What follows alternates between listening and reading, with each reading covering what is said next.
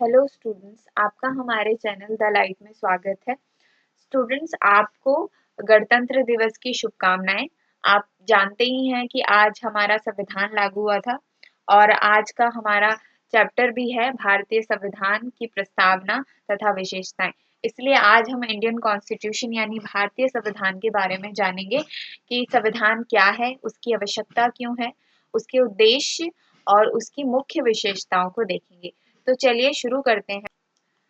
तो संविधान के बारे में पहले पढ़ते हैं कि संविधान क्या है।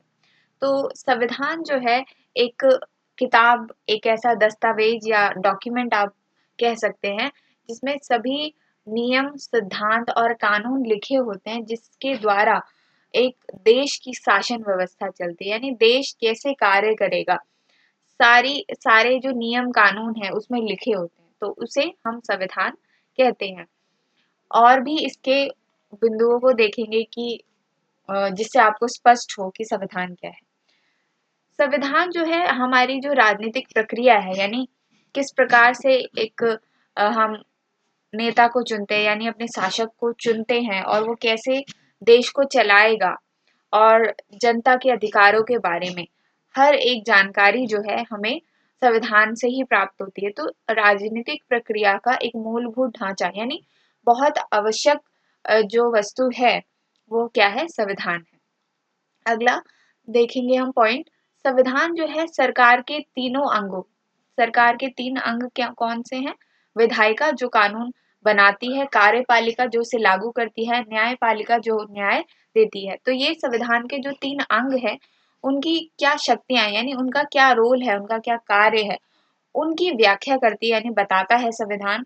और साथ ही उनके कर्तव्य यानी उन्हें क्या करना चाहिए, ये सारे जो नियम कानून है वो सारे संविधान में लिखे हैं। साथ ही उनकी सीमाओं का भी जिक्र है उसमें कि वो किस सीमा में रहकर अपना कार्य कर सकते हैं। ठीक, इसके बाद देखते हैं हम कि संविधान जो है जनता की आकांक्षाओं को पूरा करता है, यानी जनता के लिए उसमें अधिकार होते हैं, चाहे वो सामाजिक, राजनीतिक या आर्थिक प्रकृति के हों। सारी व्यवस्थाएं जो है संविधान में लिखी है।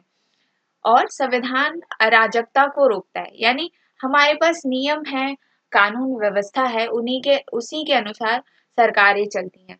और क्योंकि अगर नियम नहीं होते तो सरकारें अपने मनमानी करती, यानी अपने तरीके से जिस नेता को जो करना है वो अपने तरीके से करती। पर संविधान और नियम कानून होने की वजह से उन्हें उन नियमों और कानून के दायरे में रह के कुछ भी कार्य करना पड़ता है। तो संविधान जो है अराजकता फैलाने से रोकता है, यानी कोई भी सरकार किसी अपने तरीके से कार्य नहीं कर सकती। उसे संविधान एक मूलभूत ढांचा यानी एक नियम कानून प्रदान करता है जिससे शासन व्यवस्था चलती है। तो आशा है कि आप संविधान के अर्थ को समझ गए होंगे। आगे हम देखते हैं कि संविधान की आवश्यकता क्यों है। तो जो संविधान है, संविधान की आवश्यकता इसलिए भी है कि जनता में ये आपसी विश्वास पैदा करता है। हमारे देश में संविधान है, नियम कानून है, जिसकी वजह से जनता में एक विश्वास है कि सरकारें जो है एक नियम कानून के दायरे में, हम भी एक नियम और कानून व्यवस्था के दायरे में हैं। यदि कोई उस नियम कानून को तोड़ता है तो वो न्यायालय में उसको दंड मिलता है। तो जो जनता में ये विश्वास पैदा करता है तथा ये मूलभूत नियमों का समूह उपलब्ध कराता है, यानी हमें जो मूलभूत नियम है कि हमें क्या करना चाहिए, संविधान के दायरे में रहकर कैसे शासन व्यवस्था चलेगी, हमारे अधिकार क्या है, ये सारी बातों का ज्ञान जो है हमें संविधान से मिलता है। और संविधान जो है सरकार के निर्माण यानी सरकार कैसे बनेगी, कैसे चुनाव होंगे, उसके बारे में बताता है। और शक्तियों और सीमाओं का वर्णन करता है।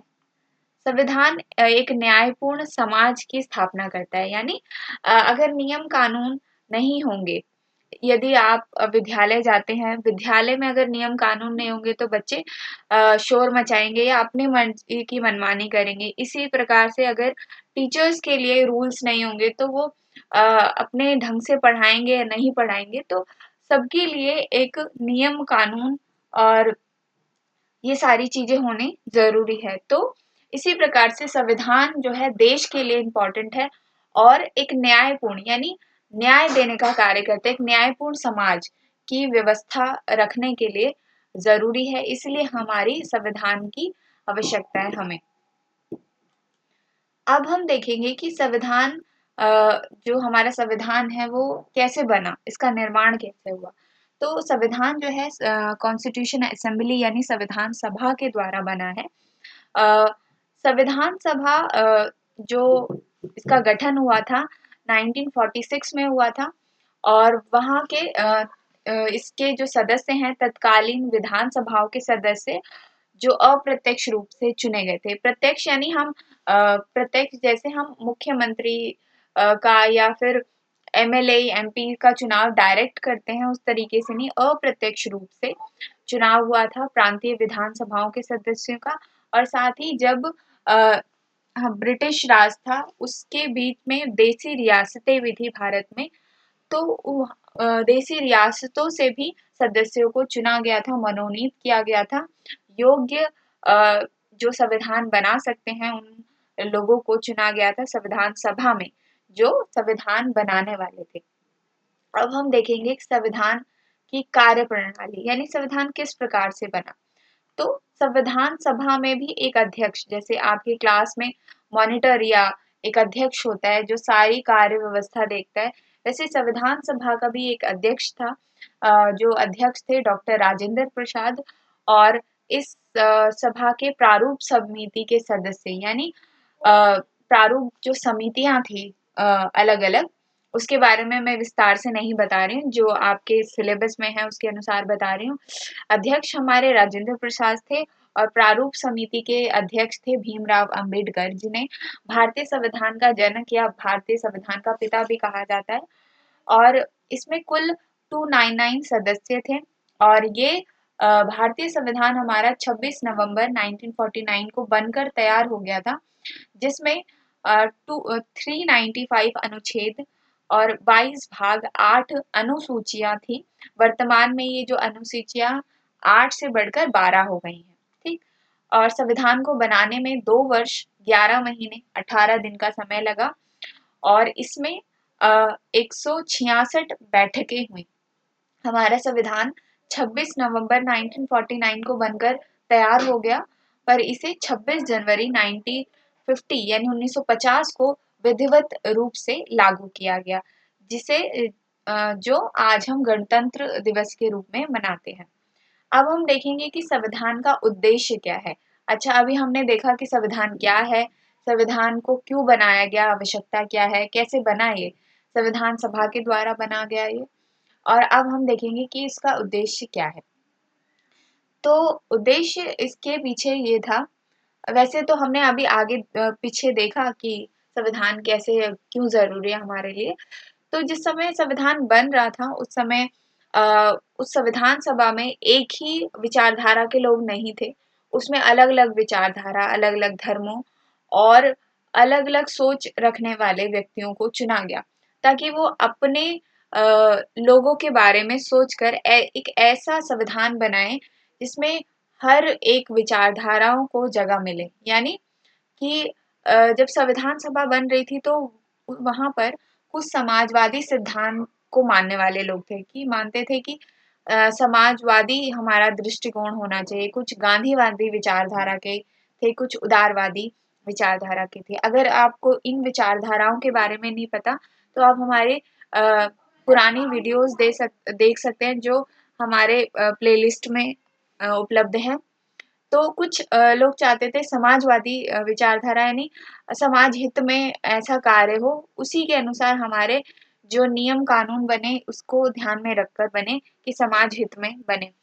कुछ सोचते थे कि जो संविधान सभा के सदस्य थे वो कुछ सोचते थे कि गांधीवादी दर्शन, यानी गांधीवाद दर्शन हो उसमें, यानी जो गांधी जी द्वारा जो विचार थे उनके विचारों को महत्व दिया जाए हमारे संविधान में।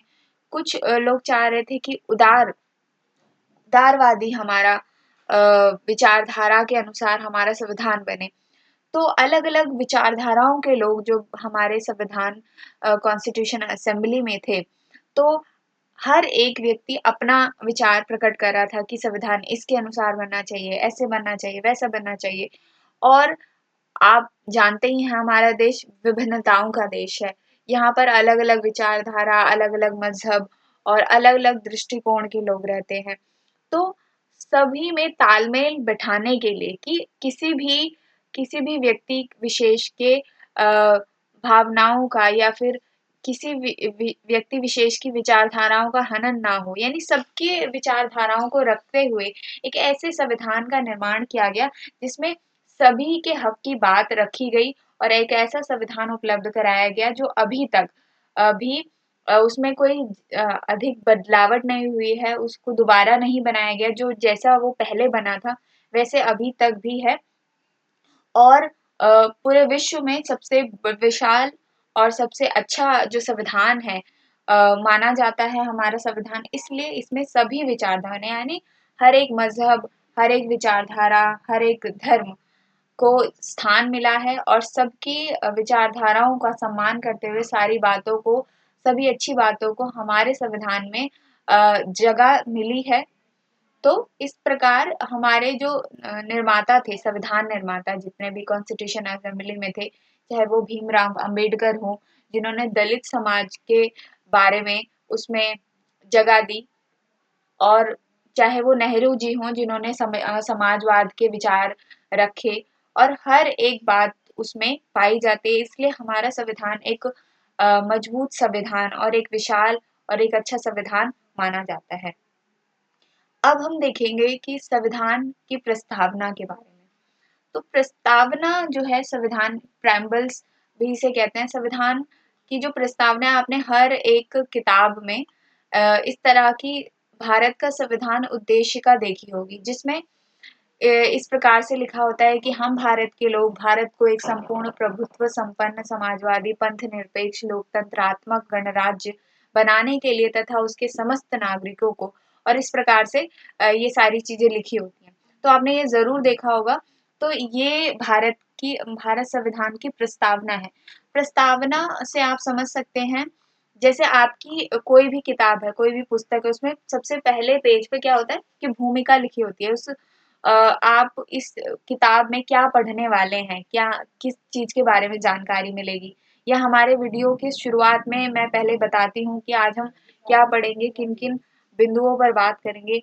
उसी प्रकार से प्रस्तावना भी संविधान के पहले पृष्ठ में या शुरुआत में ही प्रस्तावना लिखी होती है, कि जो हमें बताती है कि आगे संविधान में किन किन बातों पर ज्यादा बल दिया गया है, किन किन बातों पर जोर दिया गया है। तो भारतीय संविधान की शुरुआत एक प्रस्तावना के साथ होती है, यानी प्रस्तावना, जैसे किसी किताब में सबसे पहले भूमिका लिखी होती है फर्स्ट पेज पे कि किस बारे में किताब है, वैसे ही प्रस्तावना जो है भारतीय संविधान के पहले पृष्ठ पर लिखी होती है। प्रस्तावना किसी पुस्तक की भूमिका के समान है, जैसा कि मैंने बताया।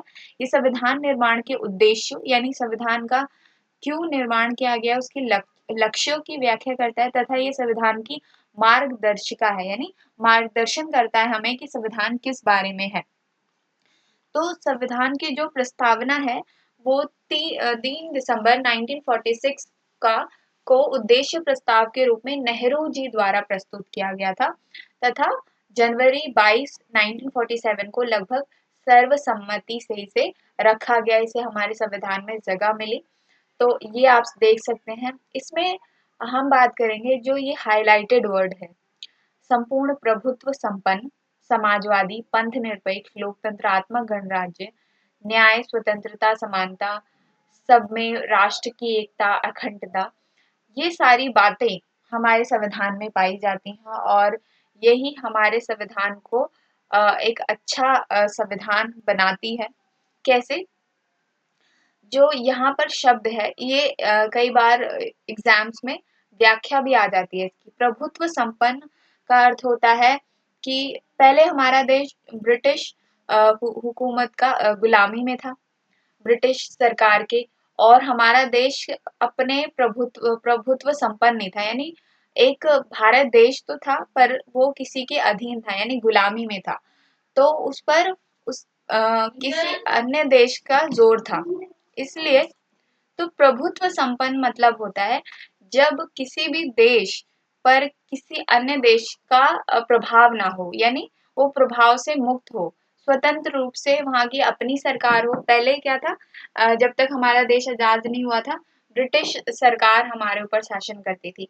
पर जैसे ही हम गुलामी से आजाद हुए तो हमारा देश क्या हो गया, स्वतंत्र हो गया। यहाँ हमारी सरकार है, हमारे द्वारा चुनी जाती है और जनता किसी दबाव में नहीं है, यानी किसी अन्य देश के गुलाम नहीं है, तो प्रभुत्व संपन्न है, यानी किसी भी प्रकार से गुलामी में नहीं है, आजाद है। अगला शब्द है समाजवादी, यानी समाजवाद शब्द जो है समाजवादी विचारधारा को प्रस्तुत करता है, जिसमें हमारे भारतीय संविधान में समाजवाद को जगह दी गई है। जहाँ पर जिस समय संविधान लागू, हमारा देश इतना विकसित नहीं था या इतना अमीर नहीं था, और आज भी ये विकासशील देश कहलाता है। इसलिए समाज को समाज हित में कार्य करने के लिए समाजवादी शब्द को जोड़ा गया। पंथ निरपेक्ष, यानी हमारा देश जो है सभी धर्मों को मानने वाला देश है, धर्मनिरपेक्ष है, किसी एक धर्म का बोलबाला नहीं है यहाँ पर, जैसे अन्य इस्लामिक कंट्रीज में होता है। या किसी धर्म विशेष को प्रधानता नहीं दी गई है, सभी धर्मों को समान दर्जा दिया गया है।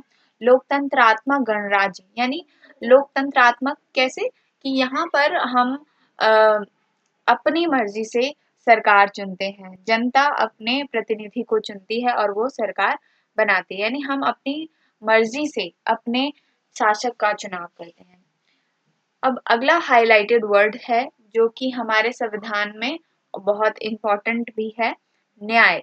हमारे संविधान में न्याय को बहुत महत्व दिया गया है और जो अंतिम फैसला होता है सर्वोच्च न्यायालय द्वारा दिया जाता है। तो न्याय व्यवस्था पर जोर दिया गया है। स्वतंत्रता है, स्वतंत्रता का अधिकार है, समानता दी गई है, चाहे वो किसी धर्म जाति विशेष वर्ग का हो, सबको समान अधिकार दिया है।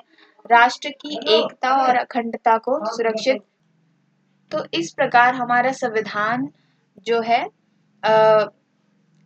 इस प्रकार की व्यवस्था इसमें लागू है और ये हमारी प्रस्तावना है। तो आप समझ गए होंगे प्रस्तावना क्या होती है। प्रस्तावना वो भूमिका होती है, जैसे आपके पहले किताब के पहले पृष्ठ में एक भूमिका होती है जो बताती है कि आप इस किताब में क्या पढ़ेंगे, क्या देखेंगे। तो वो सारी चीजें हमें प्रस्तावना में मिलती है। तो ये हाईलाइटेड वर्ड्स देखे आपने, तो यही हमारे संविधान की विशेषता है। अब आगे देखेंगे हम कि हमारे संविधान की मुख्य विशेषताएं क्या है। तो सबसे पहली बात, हमारा संविधान जो है लिखित संविधान है, यानी एक रिटन डॉक्यूमेंट है जहां पर सारी कानून व्यवस्था लिखी है और वो एक निश्चित सीमा में बना है। जो मैंने बताया था आपको कि कितना समय लगा संविधान को बनने में, उसके अंतर्गत लिखा गया है। एक दस्तावेज है जिसे एक सुनिश्चित तारीख को अपनाया गया, यानी आज के दिन 26 जनवरी को अपनाया गया। तो निश्चित तारीख को निश्चित समय सीमा में बनाया गया और एक लिखित संविधान है, रिटन डॉक्यूमेंट है, जिसके आधार पर आज कोई भी सरकार अगर संविधान के खिलाफ या कोई भी व्यक्ति संविधान के खिलाफ कार्य करता है तो हम लिखित संविधान होने के नाते उसे याद दिलाते हैं कि आप संविधान के विरुद्ध कार्य कर रहे हैं। और तो ये हमारे संविधान की मुख्य विशेषता है कि हमारा संविधान जो है लिखित संविधान है। वहीं अगर हम ब्रिटेन का संविधान देखते हैं तो वो अलिखित संविधान है। अलिखित संविधान जो है रीति रिवाजों के आधार पर वहाँ नियम कानून बने होते हैं। हमारा संविधान लिखित संविधान है जिसकी ये मुख्य विशेषता है। अगला है कि ये हमारा संविधान जो है कठोर और लचीले का सम्मिश्रण है। कठोर लचीला से आप समझ सकते हैं कि कई बार हमारे संविधान में कुछ संशोधन करने पड़ते हैं। जैसे कोई किसी समय के साथ साथ जैसे कुछ परिवर्तन होते हैं और इतने सालों पहले कोई नियम कानून बना होता है, उसमें थोड़ा बहुत बदलावट करनी होती है। तो कई क्षेत्र में लचीला संविधान होता है, यानी जब बिल कोई भी पास होता है तो उसमें ज्यादा बहुमत चाहिए होता है उस बिल को पास कराने के लिए। कभी कभार कठोर होता है, यानी कठोर और लचीले का सम्मिश्रण है हमारा भारतीय संविधान। अगला देखेंगे, अगली विशेषता है संघात्मक राज्य व्यवस्था। संघात्मक राज्य व्यवस्था का मतलब है कि हमारे संविधान में ये व्यवस्था है कि हमारी जो सरकारें हैं दो स्तर पर काम करती हैं। है, एक राज्य स्तर पर, एक केंद्र स्तर पर। पूरी देश को एक सरकार चलाती है और अलग अलग राज्य जैसे यूपी, बिहार, पंजाब, अलग अलग जो राज्य हैं उनकी अलग अलग सरकारें हैं और एक पूरे देश की भी अलग सरकार है। तो यानी सरकार जो दो स्तर पे काम करे, एक राज्य स्तर पर और एक केंद्र स्तर पर, उसे हम कहते हैं संघात्मक राज्य व्यवस्था। तो ये हमारी संविधान की विशेषता है। साथ ही संसदीय लोकतंत्र है यहाँ पर, जहाँ पर हम अपने प्रतिनिधि को वोट देकर चुनते हैं।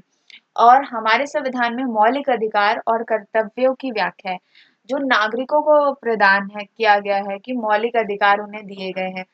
राज्य के नीति निर्देशक तत्व भी मिले हैं, जिससे जिसे सरकार लागू करती है एक अच्छे शासन व्यवस्था बनाए रखने के लिए। और यहाँ पर एकीकृत न्याय व्यवस्था है, यानी यहाँ पर सुप्रीम कोर्ट है, हाई कोर्ट है, ठीक। यहाँ पे आप न्याय पा सकते हैं। एकीकृत न्याय व्यवस्था क्यों बोला गया है कि सबसे सर्वोच्च पद पर क्या है, सर्वोच्च न्यायालय यानी सुप्रीम कोर्ट है। आखिरी आदेश उसमें आता है आपका, ठीक। तो इसी प्रकार से ये हमारे संविधान की एक मूल विशेषता है। यहाँ पर न्यायपालिका की स्वतंत्रता है, यानी आप जाकर यहाँ न्यायालय में न्याय पा सकते हैं।